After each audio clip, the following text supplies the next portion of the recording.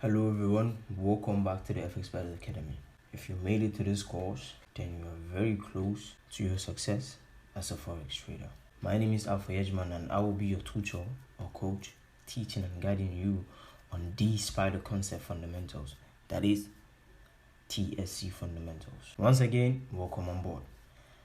The TSC Fundamentals was created by the industry expert here in the FX Spiders community to educate students on the smart money concept in the simplest way possible. The SMC is a very complicated concept. Yes, the SMC is a very complicated trading concept, and we will guide and feed you with the necessary informations till the end of your course. This is that part of your life where you will need to focus 100%. You need to be 100% focused. If there's something you don't understand, you can always come back to these videos and rewatch as many times as you can.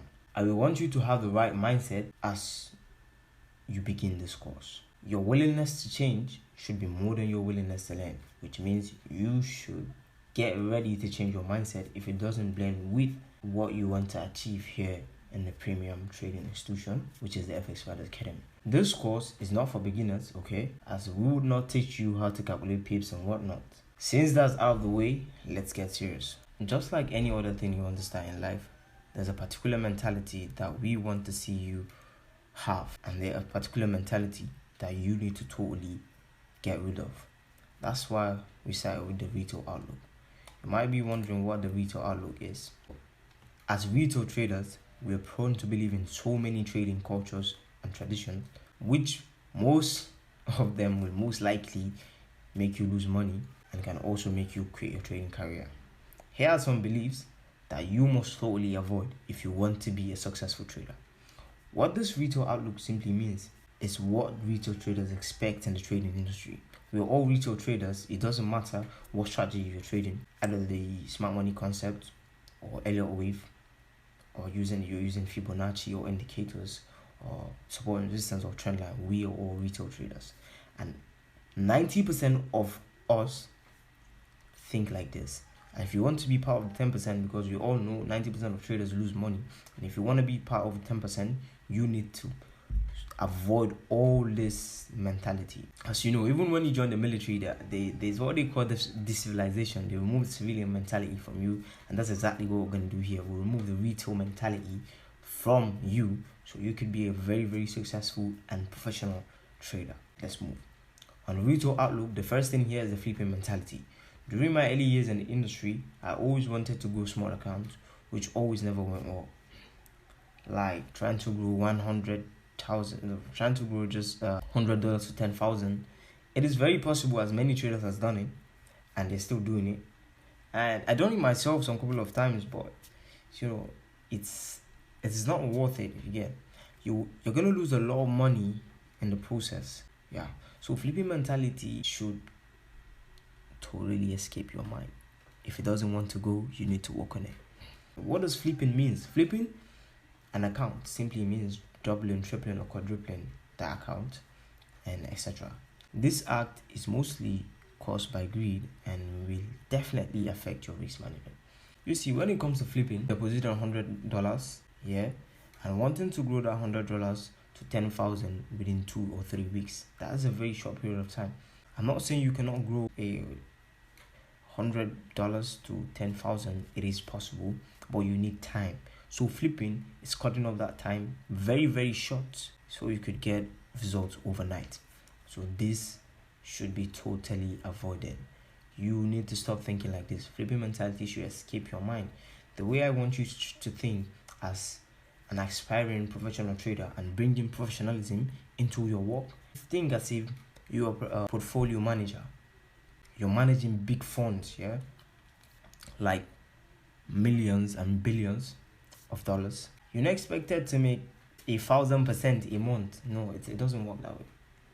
This is where you be having realistic target of just 10% a month, 5% a month. And if you have a very good capital, even 10% a year, it is not a bad idea, bro. So yes, remove the flipping mentality because it will cost you a lot of damage. Yeah. So next is a poor risk management. Many retail traders have poor risk management, and it's all because they want to flip. So all these concepts they are connected. Risk management is one of the most important things in the trading, as a good risk management keeps you longer in the game. With a very poor strategy, the maximum risk per trade should not exceed 2% for a standard account. What I mean by a standard account is a very big account like 1k, 10k, 100k, and etc. Your risk should not exceed 2% per trade. Yeah. See yourself more as a risk manager than a trader, as my mentor always tell me that. And I always doubt, like, do I want to make this money ASAP? Why will I be managing risks always? If it's gone, it's gone, and if it's there, fine. You're not exercising professionalism in your trading career. And the next on the list is a poor risk reward system. From the word risk reward, you should already know it's referring to the reward you get after taking the risk of opening a trade. A trader must have a standard risk reward strategy with a risk reward ratio of at least 1 to 3. In other words, 3 times what they've risked. What I'm trying to say is, if I want to flip, for example, I want to trade there's a business and I to use a mouse. If this business or this transaction would not give me 3 of those mouse, and I'm not interested, but I'm also aware that I can or might lose the mouse, and I'm open for that loss.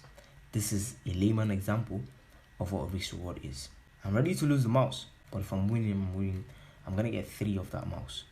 That is a very, very standard risk reward. Okay. This is an example of a risk reward table that I made myself. If you have a standard risk reward, even if you have a very, very low win rate, you're gonna still be profitable. Let me give you an example of a trader that took 10 trades in a month and lost 5, which means have a 50% win rate. Took 5 trades, 5 losses, and for each win of that trade is times 5, which makes it 5 times 5, 25 hours. Yeah, and losses is just 5 hours or minus 5 hours on balance. So 25 hours minus 5 hours is 20 hours. So if you're risking a whopping 1% times 20 hours, you just make 20% on your account. If you're risking 2%, like that, it's 40 hours. If you're risking 0.5%, you just made 10% on your account, which in my opinion is pretty decent. It's a very standard way of looking at trading overall. The next virtual outlook is the line analysis. This is when a trader fully depends on his or her imaginary lines as a reaction level for price. What I mean is trend lines, support and resistance, psychological levels, and etc. These are imaginary lines in your head, you just put them there. Psychological levels, they are considerable because you're working with exact prices here. Yeah. But looking at trend lines and support and resistance lines, bro, it is kind of somehow. You draw that yourself and you expect price to respect these your imaginary lines. Price doesn't respect lines as the TSC fundamentals will teach you. The last on the list is the extreme complexity. As traders, avoid over complicating things. Simplicity is key and it will save you in many scenarios. Using 11 indicators won't make you the most profitable trader. As I started, I was using 17 indicators. Like, my chart was just so full. Like, it was clouded with so many indicators. You cannot even see the chart. Then who uses the chart then? I only look and pay attention to the indicators, yeah. And it was very complex for me and I lost a lot of money. And now the way I trade is very, very simple. The concept is simple, but it's not easy. Yeah? I guess this is what we'll be running on for today, as we've come to the end of this class, and the concept of strategy and facts will be explained in the next episode. Thank you very much. I hope you learned a lot from this.